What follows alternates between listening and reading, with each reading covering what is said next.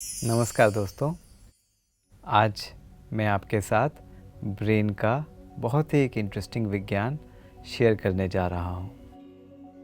Brain problems में एक मुख्य प्रॉब्लम है स्ट्रोक अर्थात पैरालिसिस, जिसको हिंदी में पक्षाघात या लकवे की बीमारी भी कहते हैं। बहुत सारे लोग इससे आज पीड़ित हैं। एक हिस्सा जिनका कमज़ोर पड़ जाता है, चेहरा टेढ़ा हो जाता है, हाथ पैर सुन्न हो जाते हैं। ये इसके मुख्य लक्षण देखे जाते हैं। पहले के समय में माना जाता था कि एक बार किसी को पक्षाघात या स्ट्रोक पैरालिसिस हो गया तो अब वो ज़िंदगी भर के लिए अपाहिज ही रहेगा। लेकिन क्या आप जानते हैं, आज नया शोध कहता है कि 5-6 वर्ष बाद भी ऐसे मरीज़ ठीक हो सकते हैं। हाँ दोस्तों, ऐसे मरीज़ जिनको 5-6 साल हो गए पक्षाघात हुए, वो भी अपनी ब्रेन की पावर से खुद को इस बीमारी से निजात दिला सकते हैं। इस सिद्धांत को कहते हैं न्यूरोप्लास्टिसिटी। पहले ऐसा माना जाता था कि ब्रेन में एक बार कोशिकाएं जो मर जाती हैं वो कभी दोबारा पैदा या ज़िंदा ठीक नहीं हो सकती। कोशिकाएं शरीर के हर अंग में होती हैं, लिवर में, किडनी में, हार्ट में, ब्रेन में, मसल्स में, हर जगह होती हैं। ब्रेन ही एक ऐसा हिस्सा माना जाता था जहाँ की कोशिकाएं दोबारा से पैदा नहीं हो सकती। लिवर में अगर कोई डैमेज होगा, हार्ट में थोड़ा डैमेज होगा, वहाँ की कोशिकाएं फिर से पैदा हो सकती थी, लेकिन ब्रेन में दोबारा कोशिकाएं पैदा नहीं हो सकती। जब किसी को पक्षाघात होता है, स्ट्रोक या पैरालिसिस होता है, तो ब्रेन की कोशिकाएं मर जाती हैं, तो उनको फिर वैसे ही छोड़ दिया जाता था। लेकिन नई रिसर्च के मुताबिक ब्रेन की एक प्रॉपर्टी होती है, एक स्पेशल उसका एक कैरेक्टरिस्टिक होता है जिसको कहते हैं न्यूरोप्लास्टिसिटी। न्यूरोप्लास्टिसिटी सिद्धांत कहता है कि ब्रेन की कोशिकाएं भले दोबारा से पैदा ना हो सकें, लेकिन जो कोशिकाएं बची हुई हैं वो आपस में एक ऐसा कनेक्शन बना लेती हैं कि जो फंक्शन, जो कार्य क्षमता पहले नहीं थी, पक्षाघात के बाद जो चली गई थी, वो वापस उसका कार्य संभाल लेती हैं। मानो घर का कोई एक व्यक्ति बीमार पड़ जाए तो बाकी लोग क्या करते हैं, उसके कार्य को संभाल लेते हैं ना।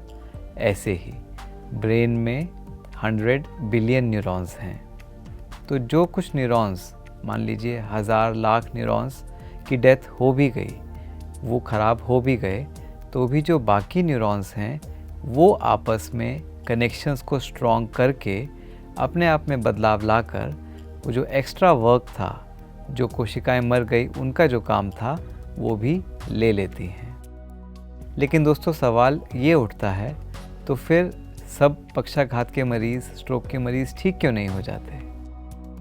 उसका कारण ये है कि ये जो प्रक्रिया होती है न्यूरोप्लास्टिसिटी की, ये खुद तो होती ही है, लेकिन कहीं ज़्यादा ये तब होती है जब कोई अपने संकल्प से, अपने मन की शक्ति से इस प्रोसेस को आगे बढ़ाता है। इसको थोड़ा विस्तार से समझते हैं। मान लीजिए 2 स्ट्रोक या पैरालिसिस के मरीज़ हैं, बिल्कुल दोनों को एक ही बीमारी हुई है। अब एक व्यक्ति रोज़ एक्सरसाइज करता है, वो अपने मन से संकल्प करता है कि मेरा हाथ हिल रहा है। भले उसका हाथ हिल नहीं रहा है, लेकिन वो एक संकल्प, पॉजिटिव संकल्प करता है कि मेरा हाथ हिल रहा है, और ब्रेन से एक स्ट्रॉन्ग संकल्प भेजता है अपने हाथ को कि मेरा हाथ ऐसे हिल रहा है, और वो भरपूर कोशिश करता है उंगलियां चलाने की, हाथ की, पाँव की। दूसरा व्यक्ति वो बस लेटा हुआ है, वो इसी सदमे में है कि मुझे क्या हो गया। वो बस परेशान रहता है और लेटा रहता है। बाहर से भले डॉक्टर्स उसकी हाथ पैर की फिजियोथेरेपी कर रहे हैं, लेकिन वो ऐसा कोई संकल्प नहीं कर रहा है कि मेरा हाथ चल रहा है, मैं अपना हाथ हिला रहा हूँ। ना ऐसा संकल्प करता है, ना ऐसा विजुलाइज करता है, ना कोशिश करता है। ऐसा देखा गया 6 महीने बाद जो व्यक्ति ने एक्टिवली ये संकल्प किया था कि मेरा हाथ चल जाएगा, हिल रहा है और कोशिश करता रहा, उसका हाथ और पैर 50% तक ज़्यादा ठीक हुए। 50% बहुत बड़ी फिगर होती है दोस्तों मेडिकल लाइन में। जबकि जो व्यक्ति सिर्फ लेटा हुआ था, जिसने कोई मेहनत खुद नहीं की, सिर्फ बाहर से कोई फिजियोथेरेपी करवा रहा था, जिसको हम कहेंगे पैसिव फिजियोथेरेपी, उसकी रिकवरी पुअर की पुअर ही रही। तो एक है एक्टिव फिजियोथेरेपी। एक्टिव फिजियोथेरेपी में मरीज़ खुद अपने संकल्प करता है, मेरा हाथ चल रहा है, और खुद से अपना हाथ चलाने की कोशिश करता रहता है। और एक होती है पैसिव फिजियोथेरेपी, जिसमें कोई बाहर का व्यक्ति उसका हाथ पैर चलाता है। एक्टिव फिजियोथेरेपी कई गुना ज़्यादा फ़ायदेमंद साबित होता है पैसिव फिजियोथेरेपी के, और यही न्यूरोप्लास्टिसिटी है। संकल्पों के द्वारा ही आप अपने ब्रेन न्यूरॉन्स को एक तरह से ऑर्डर दे रहे हो, इंस्ट्रक्शन दे रहे हो आपस में कनेक्शंस बनाने का, और वो कनेक्शंस बनाते हैं, और वो कनेक्शंस ही आपके हाथ पैर को फिर से चलाने में मदद करते हैं। देखा दोस्तों, ये सोच कहाँ से कहाँ हमारे शरीर में काम करती है। ये आपके शरीर को बना भी सकती है, और एक नकारात्मक सोच शरीर को गिरा भी सकती है। हमारी सोच हमारे न्यूरॉन्स को कमांड देती है, और वो न्यूरॉन्स उस कमांड को लेकर अपना कार्य करते हैं, और ऐसी रिकवरी हो जाती है। ये है अद्भुत रहस्य।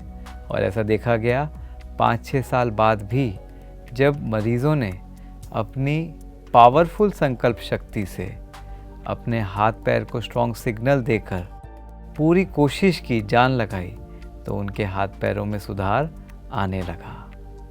ये रहस्य में विज्ञान है, संकल्प शक्ति का, न्यूरोप्लास्टिसिटी का।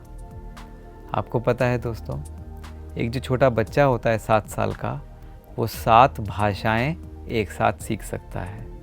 जैसे जैसे वो बड़ा होता है, 18, 20, 22 साल की उम्र लेता है, तब 2 या 3 भाषा वो एक समय पर सीख सकता है। और जब वो 60 के दशक को पार करता है, तब एक भाषा भी मुश्किल से वो सीख पाता है। ऐसा क्यों है? ऐसा क्या कारण है? इसका भी कारण न्यूरोप्लास्टिसिटी में ही छुपा हुआ है। जो एक छोटा बच्चा होता है, उसके अंदर जो न्यूरॉन्स होते हैं, जो ब्रेन की कोशिकाएं होती हैं, वो अभी चेंज होने के लिए पूरी रेडी हैं। तो उनको आप जिस भी फॉर्म में डालना चाहो, वो उस ढांचे में ढल जाती है। तो 7 भाषाएं वो सीख लेता है। लेकिन जैसे ही वो 60 के ऊपर जाता है, न्यूरोप्लास्टिसिटी का जो एक सिद्धांत है वो ख़त्म होता जाता है। अब जो न्यूरॉन्स हैं, उनकी लचीलापन, उनको आप तुरंत बदल नहीं सकते। तो इसलिए फिर वो भाषा, नई भी कोई भी चीज़ है, जैसे नई भाषा है, वो तुरंत सीख नहीं पाते हैं। इसीलिए बच्चों में अगर पक्षाघात होगा या ब्रेन की कोई प्रॉब्लम होगी, तो वो कहीं ज़्यादा अच्छे से रिकवरी कर पाते हैं। वही सेम प्रॉब्लम अगर 60 की दशक के बाद होगी, तो उतनी रिकवरी अच्छी नहीं होती है। इसीलिए कहते हैं ना दोस्तों, बच्चे कच्चा घड़ा होते हैं, उनको जैसे सांचे में ढालो ढल जाते हैं, जैसी आदत डालो वैसी आदत डाल लेते हैं। तो आदतें हाथ पैरों में नहीं होती, आदतें यहाँ होती हैं, ब्रेन में होती हैं, उन कोशिकाओं में होती हैं। जैसे जैसे जो बच्चों को हम सिखाते हैं, उनकी कोशिकाएं वही रूप ले लेती हैं, और वही रूप फिर आगे चलकर उनका एक संस्कार बन जाता है। और जितने जितने बड़े होते जाएंगे, वो कोशिकाएं, क्योंकि वो रूप ले चुकी हैं, अब वो संस्कार बदलना मुश्किल है। तो क्यों ना बच्चों को जन्म से ही, जैसे ही वो समझने लायक हालत में आ जाएं, उनको बचपन से ही अच्छी अच्छी बातें बताएं, अच्छे संस्कार भरें, ना कि बाद में वो अपने आप सीख लें। बाद में ब्रेन की न्यूरोप्लास्टिसिटी बहुत कम हो जाती है। इसीलिए बच्चों की उम्र से ही अच्छी बातें, अध्यात्म की बातें, सुसंस्कार उनमें डालने चाहिए, क्योंकि वो बहुत जल्दी सीख भी लेंगे, और एक बार सीख लेंगे, वो सांचे में ढल जाएंगे, तो लंबे समय तक उसको यूज़ कर पाएंगे। लेकिन साथ साथ में जो बड़े हैं वो भी निराश ना हो कि अब तो हम बड़े हो गए, हम तो बदल नहीं सकते। नहीं, न्यूरोप्लास्टिसिटी का सिद्धांत भले उम्र के साथ कम ज़रूर होता है, लेकिन ख़त्म कभी नहीं होता। कोई ऐसी उम्र नहीं है जिसमें न्यूरोप्लास्टिसिटी ज़ीरो हो जाए, वो रहती है। तो कोई किस भी उम्र का हो, किसी भी उम्र में आप नई चीज़ को सीख सकते हो। हाँ, भले मुश्किल से सीखेंगे, थोड़ा समय ज़्यादा लगेगा, लेकिन सीख सकते हैं। इसीलिए कहते हैं ना, सीखने की कोई उम्र नहीं होती। सीखना अर्थात अपने ब्रेन न्यूरॉन्स को ट्रेन करना।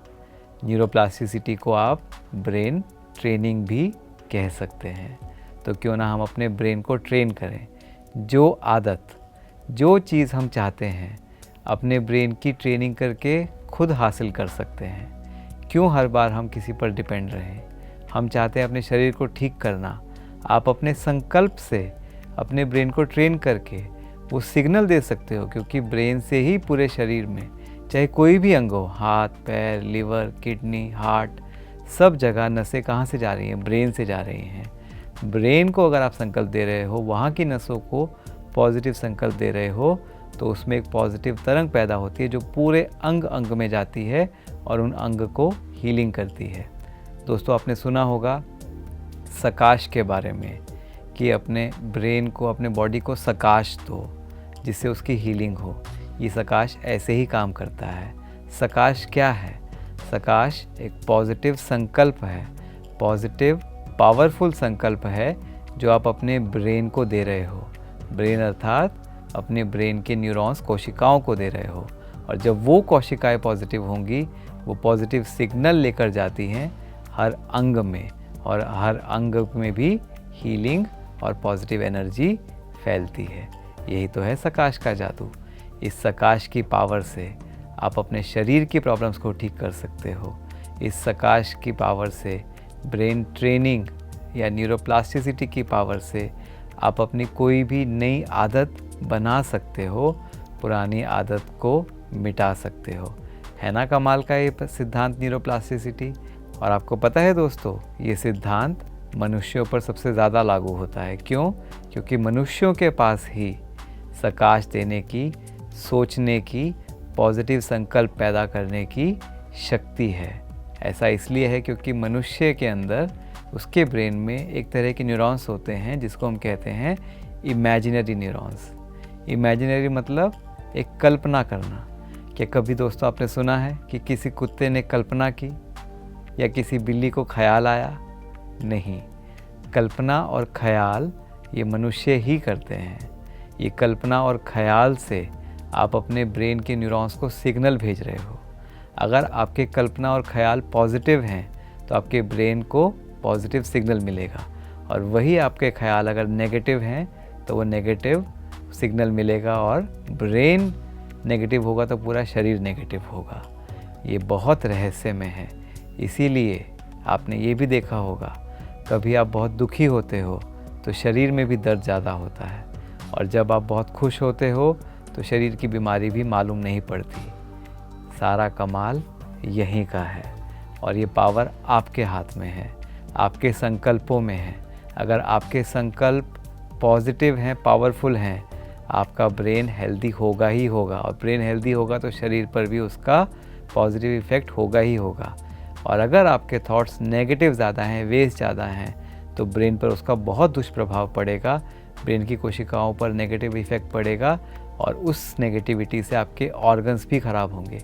इसीलिए आपने देखा होगा, जब किसी को कोई बीमारी होती है, अगर वो डिप्रेशन में जाता है, स्ट्रेस में जाता है, तो उसकी बीमारी बहुत तेज़ी से बढ़ती है। इसीलिए तो कहते हैं इनको ज़्यादा से ज़्यादा खुश रखो, क्योंकि खुशी ब्रेन की खुराक है, और ब्रेन अगर स्वस्थ है तो पूरा शरीर स्वस्थ है। इस रहस्य को, इस सिद्धांत को अपनी ज़िंदगी में ज़रूर अपनाना और अपनी सेहत खुद बनाना। आपका बहुत बहुत धन्यवाद। ओम शांति।